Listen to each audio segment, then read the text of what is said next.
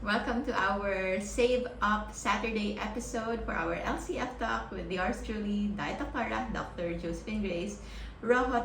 So, gagawa tayo ng 100 peso meal na meron ng 55 grams of proteins. Kasi marami sa mga naglo-low carb na konti yung kanilang protein intake. In general, at least 100 grams of proteins yung ating kailangan kainin in a day, and majority of our source ng ating mga energy would be coming from fats. And yung carbohydrates naman natin can be galing sa vegetables. So it can come from vegetables, green leafy vegetables. But vegetables, usually, wala kayong makukuhang mga energy source when it comes to glucose kapag low carb. Kasi yung mga vegetables na low carb, mababa sa carbohydrates, and it's mostly fiber na hindi translatable into energy. So yung pagkain natin ng low carb, mostly it's for the proteins, for building up, and for our needs in a day, para sa ating hair, sa ating nails, sa ating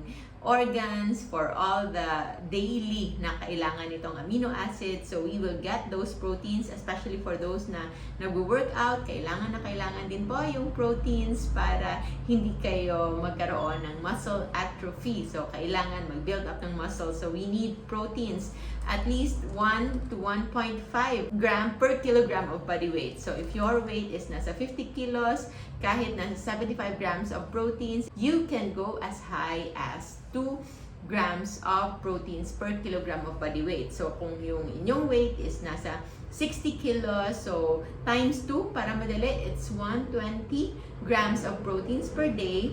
At yung kailangan naman nating calories would usually be supplemented by fats. For those na kailangan pang mag-weight loss, don't worry, you will still continue to lose weight. Mawawala yung taba sa katawan as long as you stick to mostly fats and protein of food, because yung pagkain nyo nito will be on lowered insulin kasi wala ng carbohydrates. At kapag mababa na yung insulin sa ating katawan, it's already automatic na yung fat burning process ay magiging tuloy-tuloy na, coming from the food that you eat, and at the same time from the other food storage which is already in your body. But for those na hindi na kailangang pumayat pa, sa mga marami nang nag-lose na ng weight and just want to maintain, so you can just eat as much as you want. So yung ginawa natin kahapon, we already made a burger patty na kaya na nating lutuin anytime. So we already have here, so meron tayong dalawang burger patty. So these are 125 grams each. So nasa 250 grams each yung kanyang raw weight, yung hilaw pa siya. And then yung equivalent na macronutrients nito is per piece nasa 21 to 22 na grams of protein with about 20 grams of fat. So since dalawa, meron na tayong about 42 grams of protein plus the 40 fats. So times 9, and then yun na yun, 9 times 4, so that is 45, that is 36, 360. That's already equivalent to 360 kilocalories of fats coming from this one. Plus, meron pa tayong proteins na 40 dito times 4, so nasa 160 calories of proteins sa ganitong pagkain. So this one, na-compute natin, we bought this from a supermarket. So this is 1 kilo pork and half kilo na beef. And that's just equivalent to around 450 pesos. And nakagawa tayo ng 12 ng tigwa 125 na burger patty. And equivalent for that, kung lalagyan natin ng presyo, would just be 37.50. So 37.50, dalawa plus some salt plus some oil, gawin na natin 40 each. So that is already just 80 pesos. So 80 pesos for the 2 thick burger patties. You can see how thick it is. And then we can just add 2 eggs. So 2 eggs, meron siyang 6 grams of proteins and 7 grams of fat since dalawa.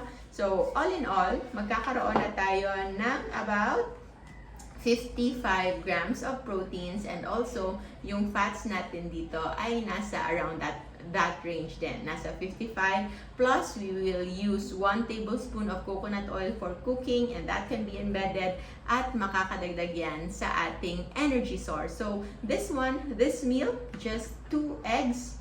Okay, and then this 2 burger patty is just less than 100 pesos. So, yung egg ngayon, nasa 8 pesos siguro. So, 16 plus 80 pesos. So, we have 96. At meron tayong tea. So, meron tayong just black tea na less than 5 pesos lang din yung iisa. So, meron ka ng iced tea and meron ka ng eggs and meron ka pang beef, burger patty, pure 100% na meat patty because it's a combination of pork and beef. And for others, kung meron kayong access to liver, I suggest na for every 3 kilos of either pork, chicken, or beef na ground meat, you can add around half kilo of liver para mas maging nutrient dense ito. And you will also not overdo your liver intake. And because as much as yung pagkain natin ng internal organs is okay, but hindi rin ito kailangang sobrang dami. So usually, when I do this, scrambled lang. So we will just scramble. We will make a meat omelette. So, meron akong mga natirang mga meat patty na ground kasi hindi lahat ginawa kong burger patty. So this one is another addition, but kakaunti na lang yung kailangan natin. This one, I already cooked. Yeah, galing na sa refrigerator. And then you can just mix it together with the egg. So this one is addition, so kakaunti na lang. If you don't want to have this one, okay lang din. But generally, maliit na lang to. So it's no added. Kahit kakaunti lang, 2 kutsara lang. You can already have a meaty omelette. Okay? Add a pinch of salt. And then we will now start cooking our beef. And para makita ninyo how it is so easy. And usually, kapag frozen na, this is just half cooked. Usually, para mas madali, to make it even easier sa pag-prepare, kasi makapal, I usually have this. So, hinahati sa gitna para when we cook it, when we reheat it, kahit nasa 1 minute na lang per side, is okay na siya. So, that one. So, yan. So, magiging parang 4 na yung burger ninyo. And, the way we cook it, wala kahit anong extender. Okay? So, yan.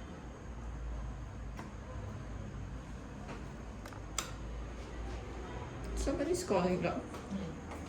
Who is that, love?